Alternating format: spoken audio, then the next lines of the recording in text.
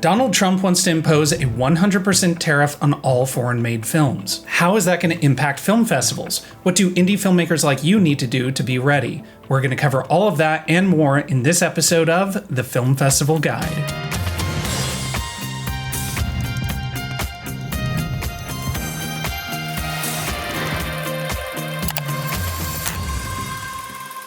To start, this is not a political channel and I am not a political commentator. However, I am a film festival director, so today's video is only to discuss the impacts that a tariff on foreign films would have on American film festivals and the American film industry. And since today's topic is a little heavy, I just want to get this out of the way. Please like and subscribe. It's a fast, free, easy way to show your appreciation for the work that I'm doing on this channel. Thank you very much. On Monday, September 29th, President Trump announced on his Truth Social platform he intends to authorize the Department of Commerce to begin a 100% tariff on foreign-made films. Obviously, this raises a lot of questions about implementation, and I will get to that in just a moment. First, I want to have a discussion about how this would impact the broader film industry. Assuming tomorrow we wake up and yes, there's a 100% tariff on foreign films, how will that impact the American film industry? And more to the point, how does that impact indie filmmakers like you? Rob Lowe famously said, "It's cheaper to bring 100 American people to Ireland than to walk across the lot, Fox, past the sound stages and do it there." Referring, of course, to the high production and labor costs of working in the United States versus the cheaper costs and tax incentives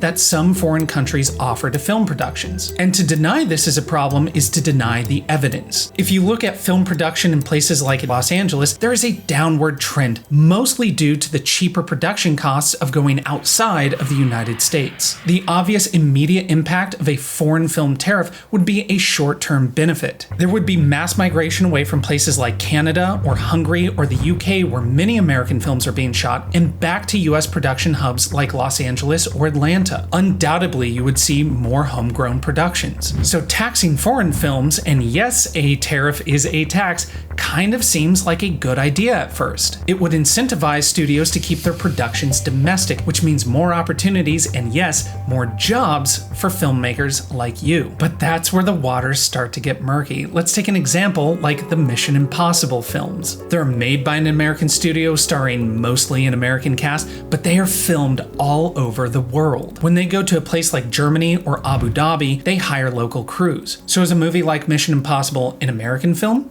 A foreign film? A bit of both? Or neither? Would a film like that be subject to the tariff? What about foreign films that are shot in the United States with a US crew? Yes, the money is foreign and maybe the above-the-line crew are foreign, but if the majority of the crew and background cast is American, would this production be subject to Trump's taxes?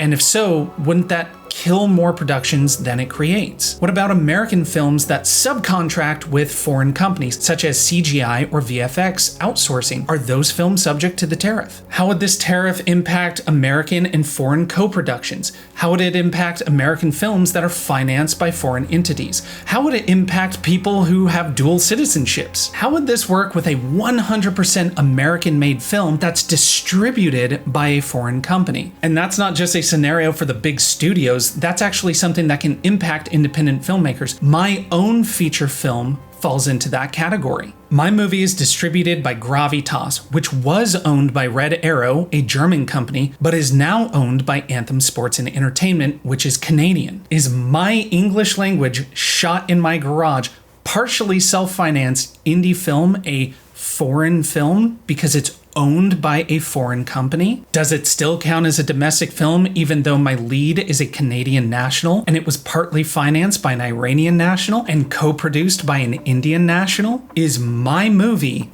American enough? And how exactly would a tariff on foreign films even work? A film isn't a physical product that's imported. In this day and age, films are typically a digital file that gets transferred. The full force of the FBI cannot stop piracy. So how is the Department of Commerce going to effectively implement a tariff? Would theaters have to pay an additional fee or fine? Would festivals need to pay a tax to show foreign films? Do distributors need to have a compliance department? Who polices it?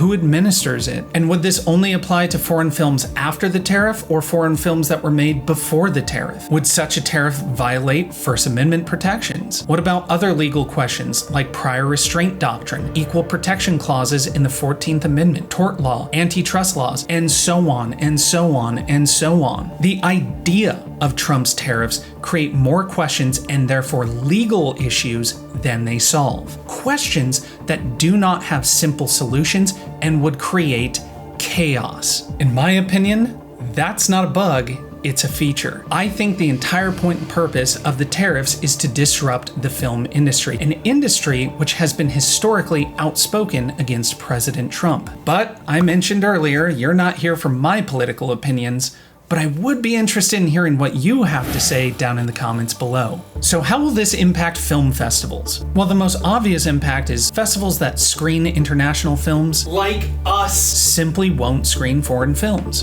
Doing so might open up a floodgate of legal fees, additional fees, fines, compliance fees, stuff we don't have the resources or manpower to overcome, so we simply won't bother. If festivals do decide to play foreign films and do decide to pay the additional cost, they're going to be much more selective about which foreign films they screen. This likely means festivals will play it safe. You'll start to see a sort of self-censorship where they're hesitant to screen anything that kind of pushes boundaries. This could also have a massive impact in festival sponsorships. While Trump's post limits this tariff to film productions, foreign companies might be hesitant to sponsor film festivals. In 2025, one of Sundance's top sponsors was Acura, a Japanese company. Foreign companies like Acura might be hesitant or outright stop sponsoring festivals unless they have some kind of representation in their lineup. This creates a sponsorship bottleneck and further hobbles festivals which have already been hurt by the elimination of so many arts grants. And of course, there would be reciprocal impacts. Festivals all over the world have rejected, barred, or outright banned films from various countries as a form of protest. If Trump imposed his tariffs, I